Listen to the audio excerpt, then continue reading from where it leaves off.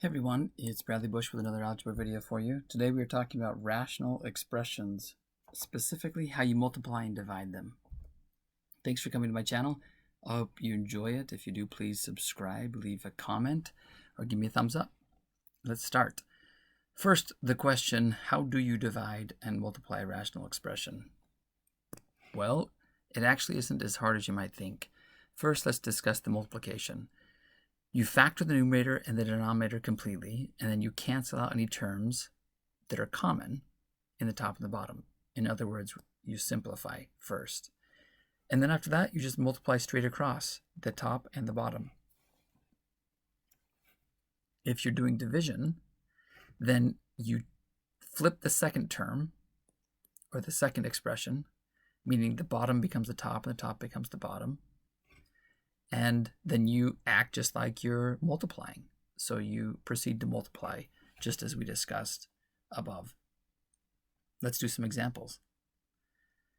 First, let's talk about example A.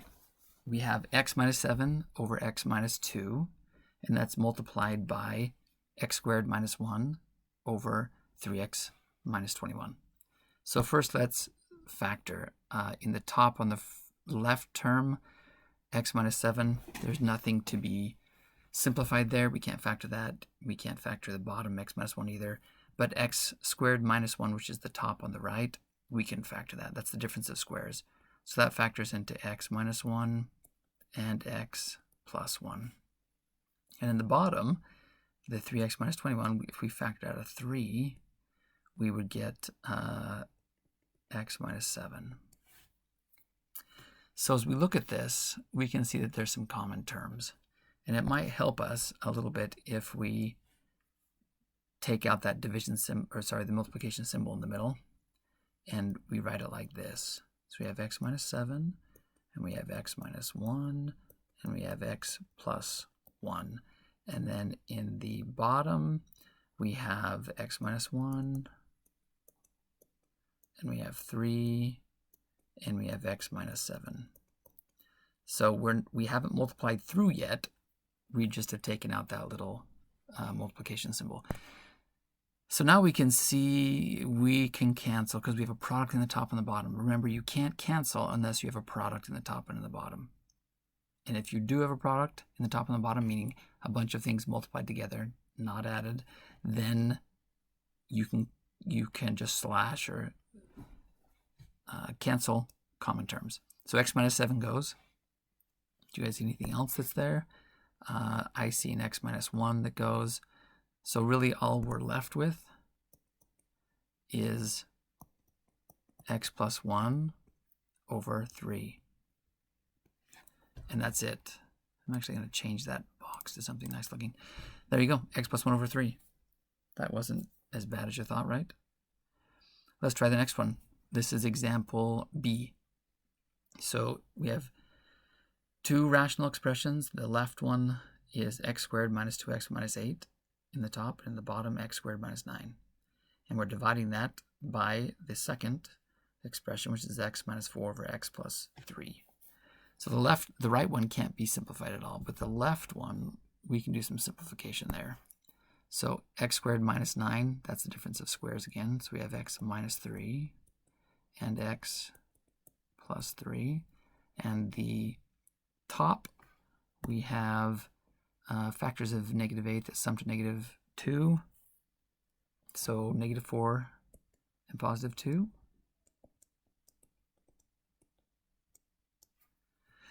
So our first step again is to flip the second term. If I copy and paste this, I can see once I've flipped the second term, and you can see that I have flipped the second term, the x plus 3 is in the top now, and the x minus 4 is in the bottom. I can see that I have some stuff that cancels. If we look at it, we see there's a negative, or there's an x minus 4 that cancels. There's an x plus 3 that cancels. So really all we have left is the x plus 2 over x minus 3. And that's it, we're done. Let's do the next one. Let's do C. So example C, we're multiplying two rational expressions, and they're getting a little more complicated. So the left one is x squared plus 5x plus 6 in the top, and the bottom is x squared plus x minus 6.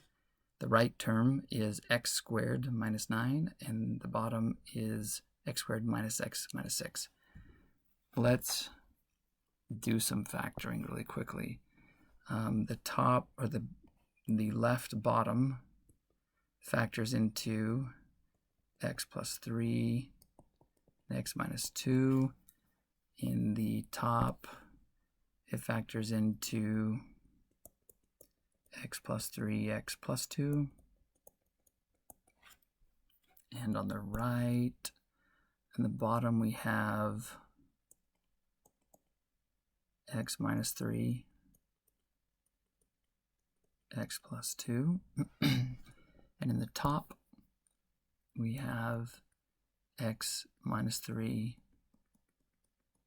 x plus 3. So we're multiplying, so this is all just one big product. So we can cancel now. I can see a negative x minus 3 and x minus 3 that goes. Let's see, I've got an x plus 3 that goes. I've got an x plus 2 that goes. And I think that's it. Wow, we took out almost everything there. That's a terrible equal sign. So now all I have left is x plus 3 in the top and x minus 2 in the bottom. And we're done. Let's look at example D. So example D, we have a division problem. So we have, in the left term, we have x squared minus 25, and in the bottom, we have 2x minus 2. That's divided by a rational expression that has x squared plus 10x plus 25 in the top and x squared plus 4x minus 5 in the bottom. So this time let's switch the right term first. So if we switch that right term first, it becomes a multiplication problem, right? So let's do that. And I'm just going to move these around. So we're putting the bottom in the top and the top in the bottom. Perfect. And this division now becomes a multiplication problem. And I can move them closer together. So let's do that. So now I've changed the division into multiplication by flipping this second term. Now I just proceed to multiply. So let's do some factoring. 2x minus 2 in the bottom on the left. You can pull a 2 out and we get x minus 2. In the top right, x squared minus 25 is x minus 5, x plus 5. And on the top right, x squared plus 4x minus 5, we can factor that into x plus 5 and x minus 1. And in the bottom, x squared plus 10x plus 25, we can factor that into x plus 5 and x plus 5. So this is the product, right? We're multiplying everything together because you see the multiplication symbol in the middle in yellow. So we've got a big product and we can just start canceling. Do you guys see anything that cancels? I see an x plus 5 on the right. I see another x plus 5 on the left top and the right bottom. What else do I have? Let's see, I've got an x plus 5 in the top and an x minus 1 in the top and then an x minus 2. I think that's it. I don't think we have anything else. So let's make things look a little bit nicer. So we have x minus 5 left in the top and x minus 1 in the top still.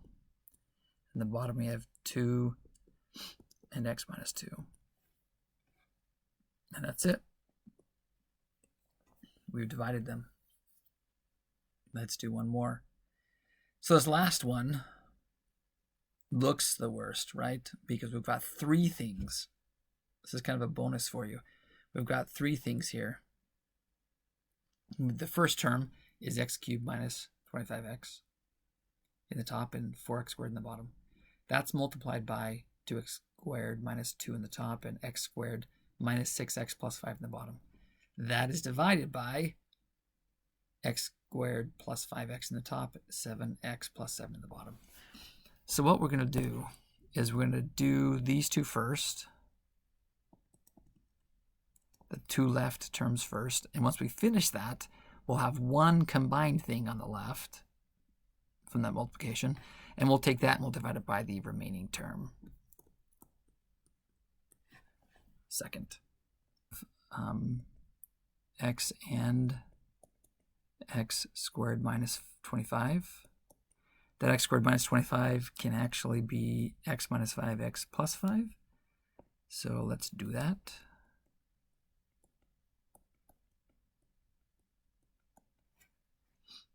And the top's factored there. The bottom 4x squared, can't do anything with that.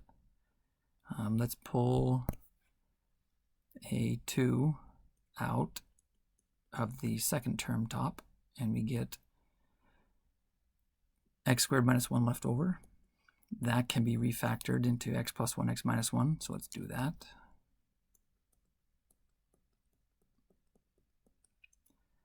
All right, in the bottom, what do we have in the bottom? Looks like x minus 1 and x minus 5. Perfect. Anything we can cancel here? So x minus 5 in the bottom right can cancel with x minus 5 in the top left.